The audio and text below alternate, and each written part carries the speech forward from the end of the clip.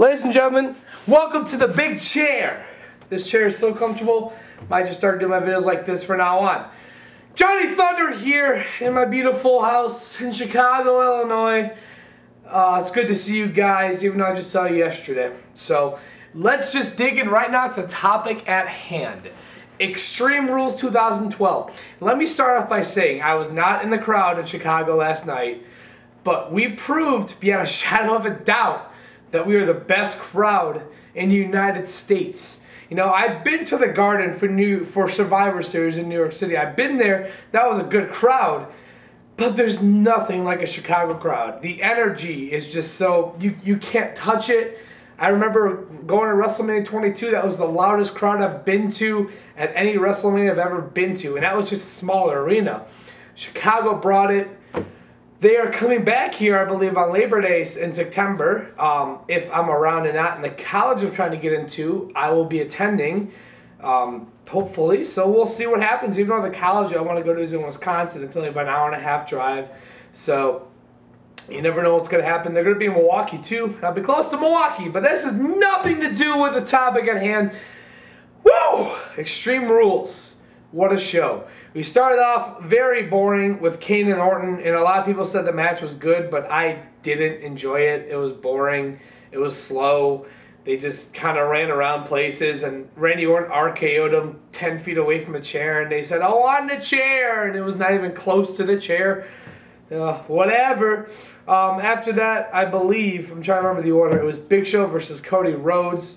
Much better match than I thought it was going to be. It was indeed back and forth. I liked when Cody ran off the table and did the disaster kick from there.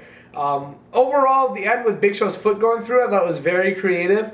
And it's something that really hasn't been done before, unless I'm mistaken. But his foot simply went through the table and they had Cody Rhodes get the win. Thought it was a good way to do it. Big Show just then destroyed him after that, which I'm seeing a little bit more of an aggressive side of Big Show. People are saying he's going to turn heel. I don't think so. I think he's just going to be more aggressive. You can be a face and be aggressive and dominant. I mean, look at a guy like Brodus Clay. So I'm very glad that Cody Rhodes got the belt back. I wasn't expecting it. It was a nice surprise. Up next, we had a surprise match between Brodus Clay and Dolph Ziggler. And you know what? It was a little better than I thought it was going to be, because I thought that Brodus was just going to destroy Dolph. But Dolph got a lot of offense in on there. It was Brodus' longest match as his new gimmick to date. I'm still not really big into Brodus Clay that much. I was when he first debuted. I laughed for a few times, but then it just kind of got old and boring to me. So that match was just kind of there. It just happened. Brodus Clay got the obvious win. I believe up next was, I believe it was the Divas match, or it could be the Ryback thing. I'll just go with the Divas anyway. The Divas match between one of the Bella twins, and I got a text earlier during the pay-per-view saying Beth Phoenix wasn't medically cleared. And then she didn't find out until the show, which makes no sense. Like, why did I find out before Beth Phoenix that she couldn't wrestle tonight? So, I thought it was going to be Karma. A lot of people thought it was going to be Karma. But it wasn't Karma. It was somebody else. It was Layla making a return. Second Layla's music hit, I went to the bathroom. I would have stayed if it was Karma, but it was Layla, so I went to the bathroom. And I enjoyed a nice little number 2. And then I came back, the match was over, and I had Layla won. I was like, okay, who cares? Then after that, I believe it was the World Heavyweight Championship match. Unless I got it confused, don't hate me if I did. But you know what? I love that match. Daniel Bryan and Sheamus, 2 out of 3 falls. Fantastic. The pacing was great. The match was great. They brought it. It was both Sheamus's and Daniel Bryan's best match to date. I enjoyed this from beginning to end. I love Daniel Bryan. I love Sheamus, so I didn't mind who really won. Sheamus ended up getting the win. So good for Sheamus. Daniel Bryan looked like $1 million. It wasn't a burial. He's going to be strong for a while now. He's going to be a big part of WWE, and I'm very, very happy that that's happening. Then there was, I believe, the WWE Championship match. CM Punk and Chris Jericho. And man, what a match that was. Very brutal, very extreme, if you would say. That was a Chicago street fight, aka Extreme Rules match. I enjoyed it from beginning to end, like the world title match, and I really liked it. I'm not sure where they can go now with this storyline because I read that it's going to continue, but CM Punk has 2 wins over Chris Jericho already. What else is there to accomplish with this? I hope they don't go with the whole your family are drunks and all that thing. I hope that's done with because that got really repetitive. Honestly, all it has to do is come back to who's the best in the world, and I would be happy. That's all it has to do. I'm curious to see how it's going to turn out tonight on Raw, so we'll see. And then there was a Ryback match versus 2 jobbers. Little story there. My buddy Barry, I read on Facebook, was supposed to be one of the jobbers, or the extras, if you like to call it, but he ended up not. But he was backstage, and he was seen in the Kane Orton match, apparently. So good for him. Good job, Barry, if you're watching this. You rock. So Ryback came out, a.k.a. Goldberg, a.k.a. Rob Van Dam, whatever you want to call him. You know, I'm starting to get into Ryback a little bit because he is a pretty dominant guy.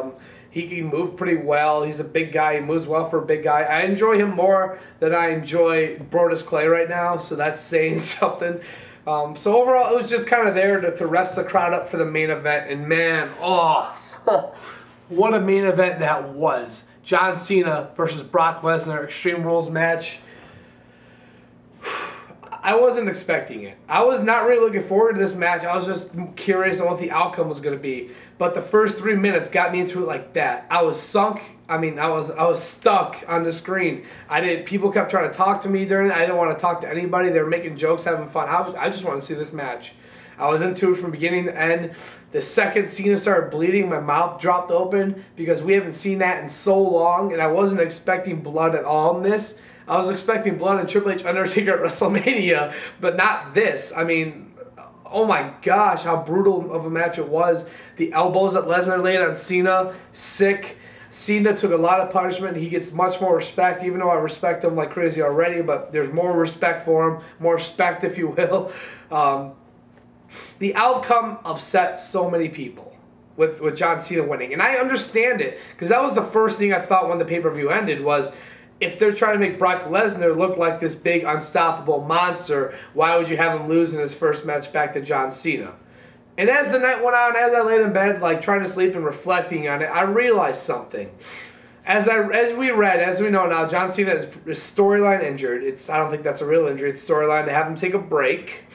So basically, Cena's gone, and then Lesnar is here, and I believe it's going to go like, Cena's gone, Cena won the battle, I won the war, now I'm the new face of the company. And then Brock Lesnar stays dominant, and he gets better and better until the point where John Cena is healed up, ready to come back from injury, and they go, there's not one person on this roster who could stop Brock Lesnar except John Cena. John Cena comes out, makes his return, sets up that big match.